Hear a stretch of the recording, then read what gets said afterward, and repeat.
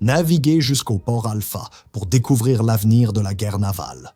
C'est du moins le plan annoncé par Saronic, jeune entreprise de défense très ambitieuse. En février, Saronic a lancé le port Alpha, chantier naval ultramoderne destiné à placer les États-Unis en tête de la suprématie maritime. Une fois opérationnel, le port Alpha produira des douzaines de navires de guerre et des centaines de navires de surface autonomes, permettant aux États-Unis de retrouver leur domination navale. C'est un plan audacieux soutenu par une entreprise dotée de centaines de millions de dollars, alors que les États-Unis cherchent leur chevalier naval. Si Saronic réussit, elle deviendra une puissance de la défense mondiale, mais un échec pourrait reculer la nation de plusieurs décennies. Voici le port Alpha, un projet ayant le potentiel de bouleverser les fondements même de la guerre navale. La vision. La marine américaine a un problème. En réalité, la marine américaine fait face à toute une série de problèmes, dont la plupart ne pourront pas être abordés dans l'épisode d'aujourd'hui par manque de temps. Sans surprise, mais parmi tous ces nombreux problèmes, il y en a un qui se démarque des autres. La marine des États-Unis est tout simplement incapable de construire de nouveaux navires. Elle manque d'argent, de main-d'œuvre, d'une base industrielle militaire solide, et peut-être plus important encore, d'une raison d'être optimiste quant à un changement de situation. À la mi-2024, après des années de spéculation sur une telle annonce, la marine américaine a révélé que non pas un, ni deux, mais tous ses principaux programmes de construction navale allaient être retardés de plusieurs années. Sa prochaine série de porte-avions, sa flotte prévue de sous-marins nucléaires lanceurs d'engins, sa future flotte de frégates lance-missiles et bien d'autres projets sont tous tellement en retard qu'il y a peu d'espoir de rattraper le retard et de livrer à temps. Plusieurs raisons expliquent la situation difficile de la marine américaine. L'organisation s'associe à l'industrie civile pour construire des navires complexes et coûteux, le tout dans un environnement où les entrepreneurs promettent souvent trop et livrent moins que prévu. Elle dépend aussi d'une main-d'œuvre américaine dont le nombre de personnes qualifiées diminue, sans grande vague de jeunes recrues attendues dans les chantiers navals prochainement. Les entrepreneurs de la défense savent que les États-Unis paient plus cher leurs navires en cas de crainte de retard, et la marine aggrave la situation.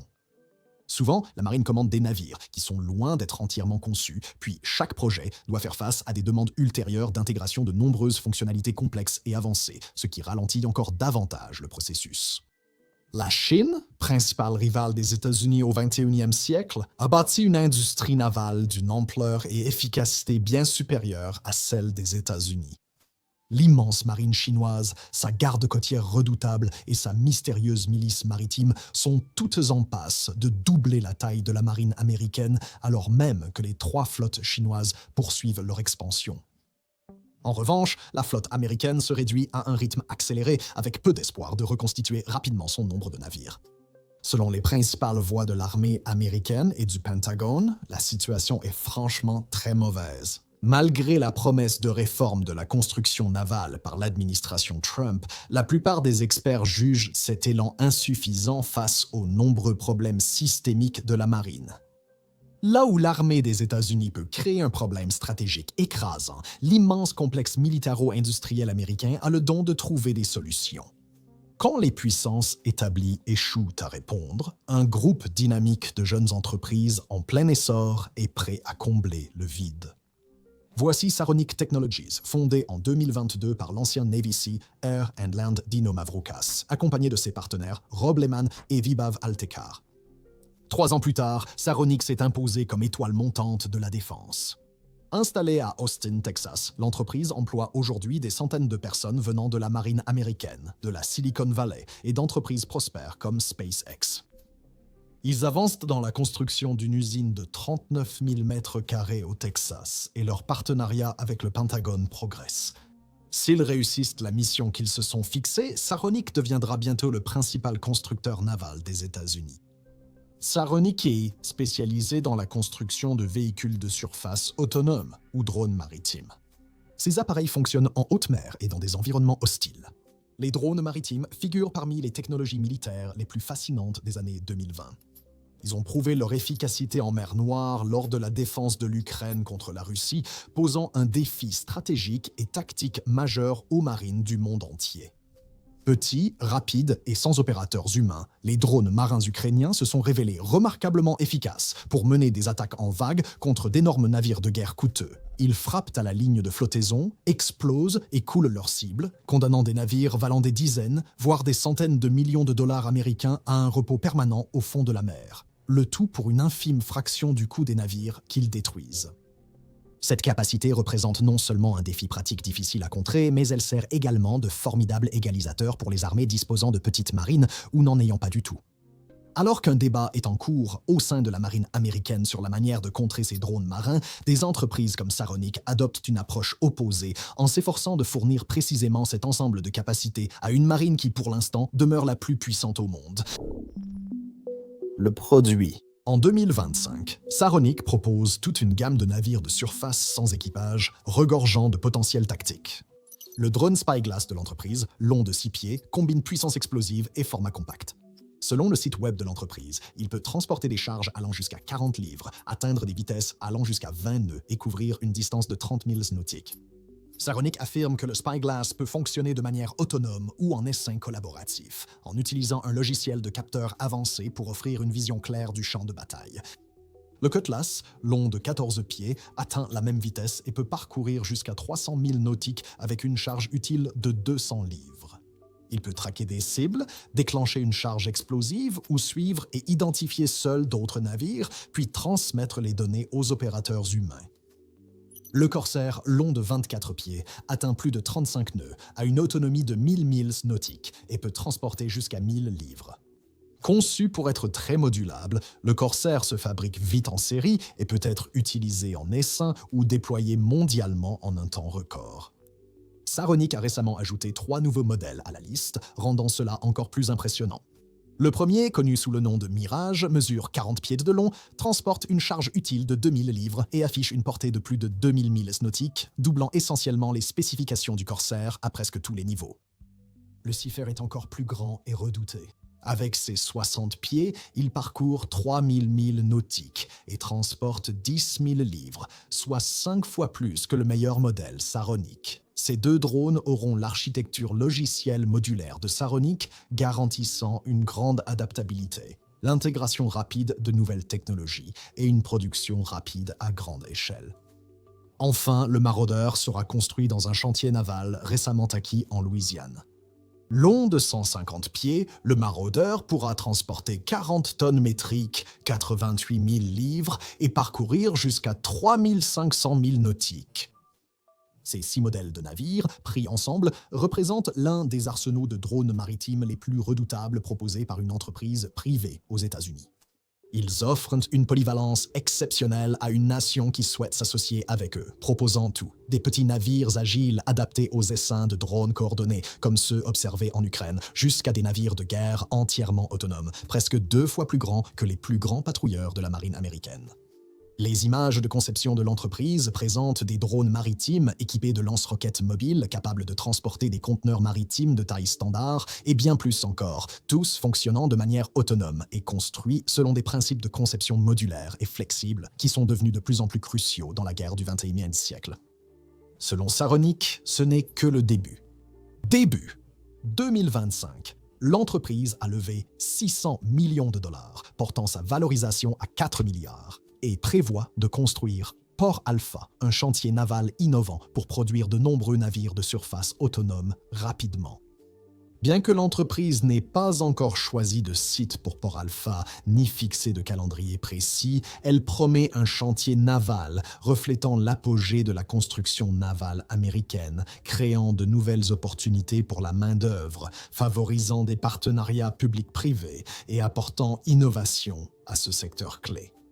L'objectif reste ambitieux, bâtir rapidement une flotte de navires autonomes en Amérique pour redéfinir la supériorité maritime et assurer la liberté des mers pour les générations futures. Fin de citation. Ce plan impressionne par son ambition, mais reste vague sur ses promesses. Même si ces plans échouent souvent, il y a des raisons de penser que Saronic a de bonnes chances de réussir. Grâce à leur prototype fonctionnel, leur architecture logicielle et d'autres atouts, ils ont une longueur d'avance. L'entreprise s'efforce aussi d'éviter les échecs rencontrés par la construction navale américaine moderne. Les dirigeants de Saronic veulent changer la culture de la construction navale américaine, que les jeunes voient souvent comme un métier pénible, mal payé et dangereux, alors que la réalité est souvent différente. Leur objectif, en choisissant un emplacement, est de trouver un endroit où ils peuvent exploiter non seulement l'infrastructure physique d'un port de construction navale, mais aussi l'infrastructure humaine. Un vivier solide de jeunes ingénieurs et constructeurs motivés, ainsi qu'une région plus large qui les attire, à la fois pour y trouver du travail et pour y rester une fois arrivés. Les dirigeants de Saronic affirment développer activement des formations et des recrutements pour créer un écosystème autour du chantier naval.